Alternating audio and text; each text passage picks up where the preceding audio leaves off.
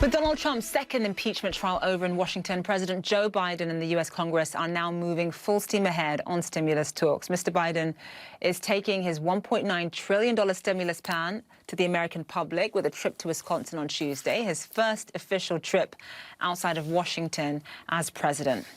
The CEO of web hosting company GoDaddy says that more needs to be done to protect America's smallest businesses. He says while companies of all sizes have certainly struggled during the pandemic, many micro businesses lack the cash and the savings to survive until the threat of COVID-19 subsides. And given that we now know that these entrepreneurs make our communities and our economy stronger, it would be tragic to miss another opportunity to get them the help that they need.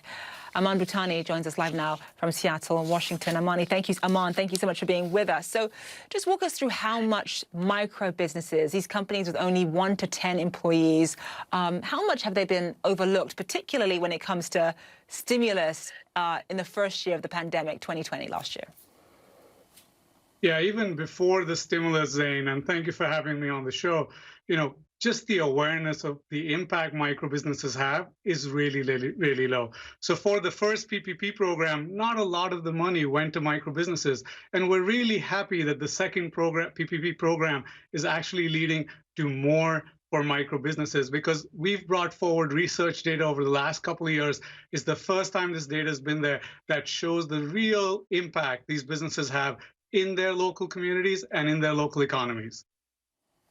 And so in terms of the next stimulus, I mean, I'm curious how the next round of stimulus is going to help these businesses. But more importantly than that, beyond access to capital, what more do you think the government can actually do to help these micro businesses stay afloat? The first piece, like I said, is awareness. If you go to your local representative and ask them, do you know your large businesses, they'll say yes. If you ask the medium businesses, they'll have a pretty good idea. But if you ask them about micro businesses, they likely will not know the micro businesses in their jurisdiction. But GoDaddy, we're going to go out to 500 mayors in 2021, and we're going to share with them the data for their community and the micro business and the impact the businesses are having in their communities. And beyond that, lawmakers can do a lot for micro businesses, not only the access to capital, like you said, but also training. Digital is the biggest way for micro businesses. They have acted quickly. They have been resilient. They have been creative.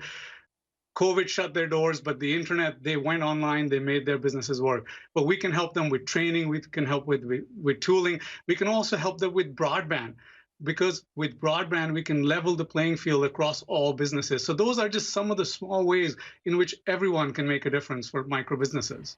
And I was just thinking, you know what, we've talked a lot on this show about the K-shaped recovery and how COVID is only gonna, I mean, yes, anybody, whether you're black, white, rich or poor, can get COVID, but in terms of how it affects people economically, it's vastly different. I mean, the K-shaped recovery means that inequality is only getting worse with COVID-19. And it's important to remember that a lot of these micro businesses are run by minorities. And so when you help these micro businesses, they're very, very small. They don't necessarily need that much in terms of loans. They only have 1 to 10 employees. But when you help them, you can actually make a dent in reducing income inequality in this country, particularly racial income inequality. That's right. Micro businesses, if we look at density, so micro businesses per 100 people in a community, by adding just one micro business to that community, you can have a reduction in unemployment. In fact, one micro business will create 1 or 2 other jobs in a community. Over time, we looked at data from 2016 to 2019. The addition of one micro business per 100 folks in a community will lead to an increase of $485 of median household income in that community. That's a huge dent. And we work with underrepresented minorities all the time that are running these businesses. You talked about savings, you talked about access to capital. Zane, these folks don't even have the relationships with the banks to get access to that capital. So we really have to be creative in how we support them, because they go back and support their local economies and make a difference where it matters.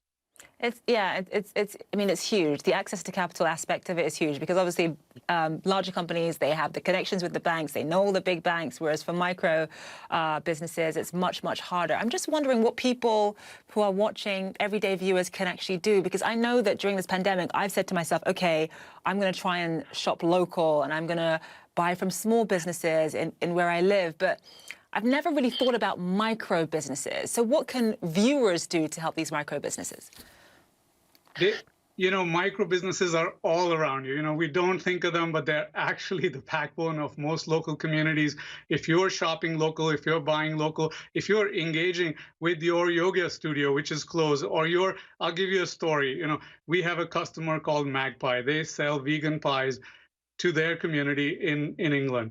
Well, we ended up building a relationship with them. We put them in our advertising. They had to pivot online. They knew nothing about the internet, but they had to pivot online, start selling online. They happened to get some advertising with us. Now they're shipping vegan pies all over the UK. In fact, we're hearing about them shipping pies internationally as well. So these folks want to make a difference. What we have to do is recognize that they're there, recognize that we have the opportunity to reach out to them, buy from them online, and in that manner, we'll be able to support them in a manner that honestly 10 years ago, nobody could have imagined. Aman Bhutani, thank you so much. That's very inspiring, actually. It's really important to, if you are in a position to help these small businesses, to do what you can, because everybody is really struggling right now. Aman, thank you so much.